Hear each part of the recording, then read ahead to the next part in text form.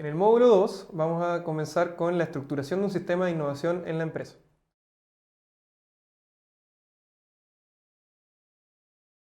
Esto parte siempre de la definición de la estrategia de innovación y la relación con la estrategia del negocio. Por eso era importante que conociéramos el por qué la organización existe. Las compañías pueden elegir cuánto enfocarse en innovación tecnológica y cuánto invertir en un modelo de negocio.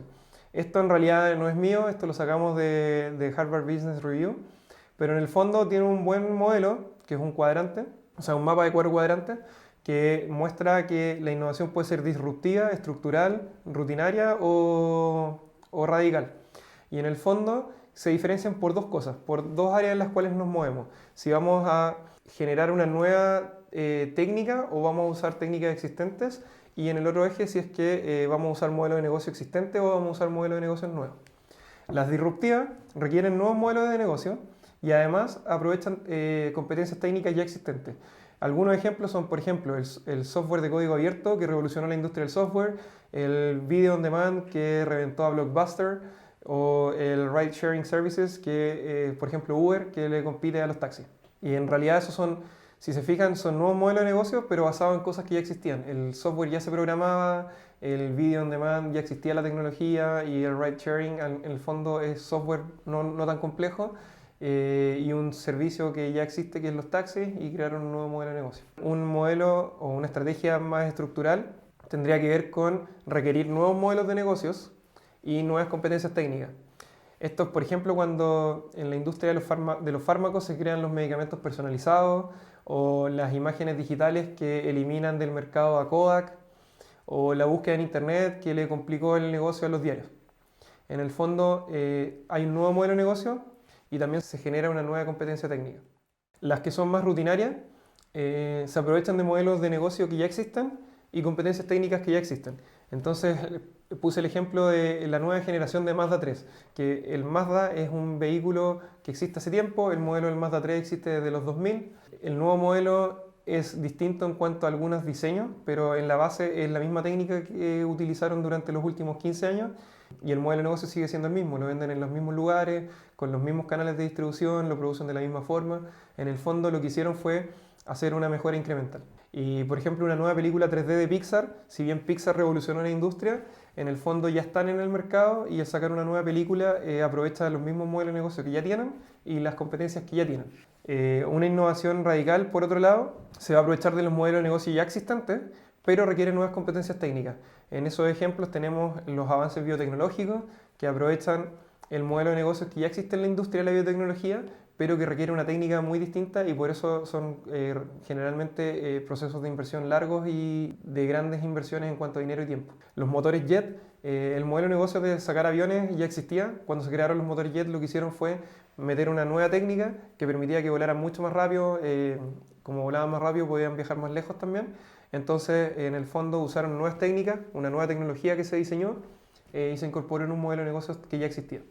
O la fibra óptica, cuando cambiamos el internet de recibirlo a través de cable de cobre y se pasó a la fibra óptica, en el fondo el modelo de negocio era el mismo. Los técnicos igual siguen yendo a terreno, los técnicos igual siguen yendo a instalar estos cables, a conectar los equipos. Uno recibe el internet a través del cable y usa un módem, es el mismo modelo, pero la tecnología es distinta y por lo tanto requiere nuevas técnicas. El técnico ya no puede soldar el cobre, no lo puede amarrar, sino que tiene que utilizar una tecnología de fusión de la fibra que implica una nueva técnica, una nueva competencia técnica. Entonces, en el fondo, esos son los 4 modelos que quería que ustedes identificaran, porque cada uno de ellos va a tener distintos niveles de inversión requeridos y distintas lógicas de trabajo. En el fondo, ustedes tienen que elegir cómo quieren ir y identificar dónde están sus fortalezas y debilidades.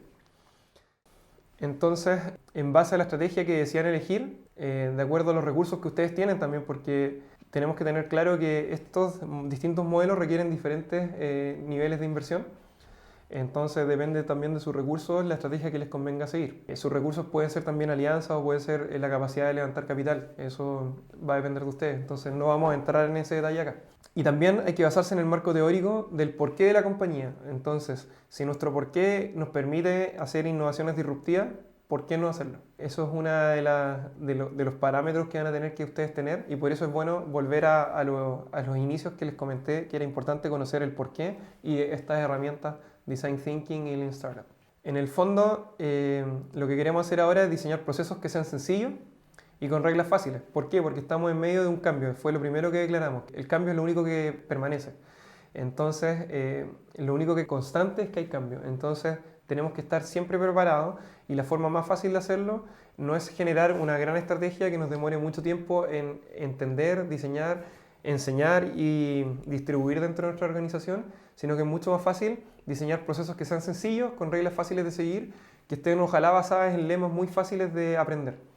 Entonces, por ejemplo, Google, como les comentaba anteriormente, tiene algunos lemas como pregúntale a los ingenieros, otro lema que es no seas malvado y otra regla que es el 20% de tu tiempo. En el fondo, lo que están diciendo esas tres cosas son cuando tengas una duda, no armes un equipo, no vayas a preguntarle a un gerente, sino que distribúyelo en tu organización.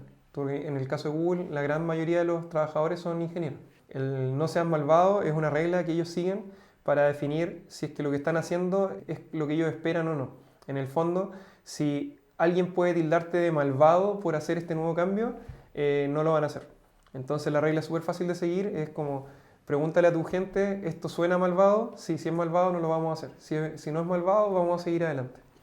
Y el 20% de tu tiempo es básicamente le dejan un día libre a los trabajadores para que se dediquen a proyectos personales dentro de la empresa y que es una fuente de nuevos proyectos.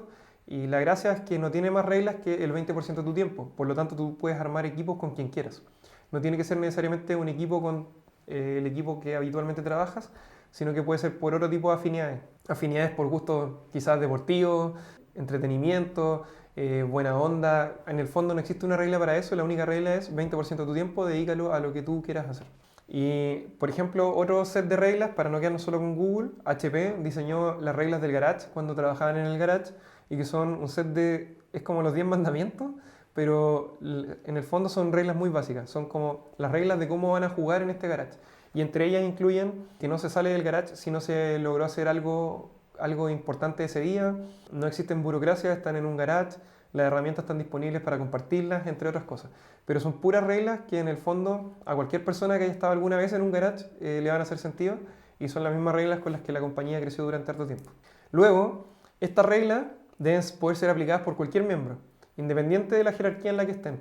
Es decir, un nuevo empleado o el fundador, cualquiera de ellos dos, y todas las personas entre medio pueden aplicarla. Es decir, si el fundador está haciendo algo que es malvado en Google o el gerente general y llega un practicante y le dice, oye, eso está siendo malvado, y se dan cuenta como equipo que realmente es malvado, lo van a escuchar.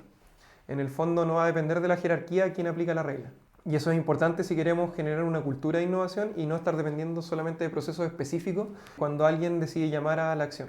Y la otra, en el fondo, algunos ejemplos de reglas que se pueden utilizar son que las ideas vienen de todas partes.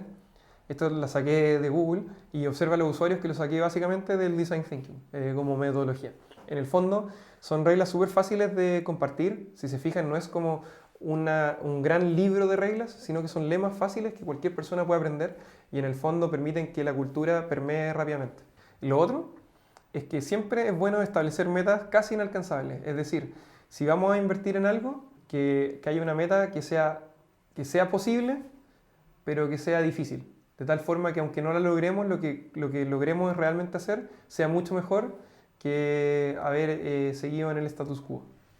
La definición de equipo y responsables es muy relevante y va a estar basada en la estrategia que decidamos seguir para cómo implementar esta cultura de innovación o el sistema de innovación en la compañía. Un buen equipo siempre debe tener a alguien con poder de decisión, independiente de si lo vamos a hacer culturalmente como lo hacen en los ejemplos que les comenté de Google o si lo vamos a hacer con un proceso en base a torneos.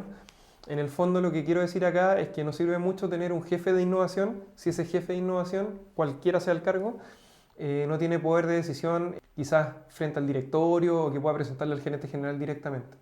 Si está escondido en una unidad muy pequeña es poco probable que eso permee, sobre todo si es jerárquica. Ahora, si la organización no es jerárquica, es probable que aparezcan jefaturas de innovación que en el fondo son personas que van a liderar proyectos de cualquier lado. Por eso también prefiero un poco más el modelo de la cultura y que va a demorar un poco más, pero va a generar mejor impacto. Debe tener también personas expertas en el problema y personas expertas en diseñar soluciones. En el fondo, experta en el problema puede ser la persona que está teniendo el problema o la persona, un vendedor que trabaja con los clientes y que sabe cuál es el problema de sus clientes. Y por otro lado, personas técnicas que sean expertas en diseñar soluciones, que pueden ser ingenieros, diseñadores, cualquier otro tipo de persona, y en el fondo que estos equipos sean cohesionados y puedan trabajar juntos. No queremos crear en el fondo una jefatura de innovación o algo similar, queremos que a pesar de que la organización sea jerárquica, exista una estructura dinámica a través de la organización y que permita la creación espontánea de equipos. Eso es en el fondo lo que yo les recomiendo. Si ustedes quieren hacerlo con una jefatura, también existe la forma de hacer, pero como les comentaba, este curso va a ser teórico y práctico y en la práctica yo veo que no funciona muy bien, porque generalmente hay muchos anticuerpos por gestión del cambio dentro de las organizaciones y lo que hacen es encerrar a estos liderazgos de innovación si es que no tienen un cargo fuerte con poder político, y en el otro caso, si es que no es cultural el cambio, en el fondo los van a encerrar y no los van a dejar actuar. En el fondo lo que quiero lograr es que la creación sea espontánea y que sea fomentada por procesos, reglas fáciles y comunes en la organización.